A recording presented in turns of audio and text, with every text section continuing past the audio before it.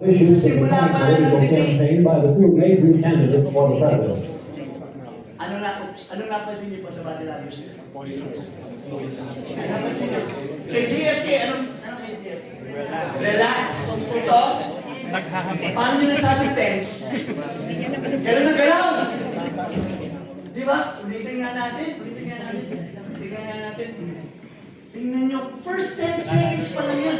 Alam nyo na natusal ka si JFK dyan. Believe me, And the they television and radio stations in the United States and the television stations are proud to provide facilities for a discussion of issues in the current political campaign by the two major candidates for the president. But ito na, The candidates need no introduction.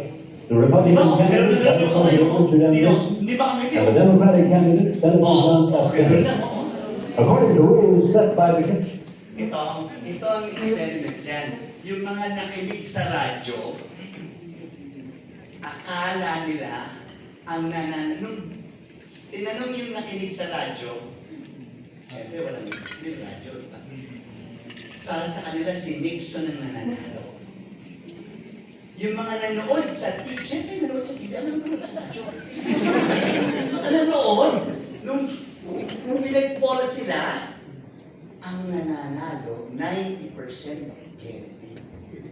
Oh my God. Talagang 55%. Kahit ano, anong word nyo dito? Presidentiable na presidentiable. Tama lang? Diba? Stable, walang kagalaw-galaw. Yes, saan nakatingin? Saan? Hindi ka tulad din. Pino-observe niya, no? Ano kaya, kinakabahan ba siya? Etc. My God, sa body language, nagpapanalo ng eleksyon. Alright?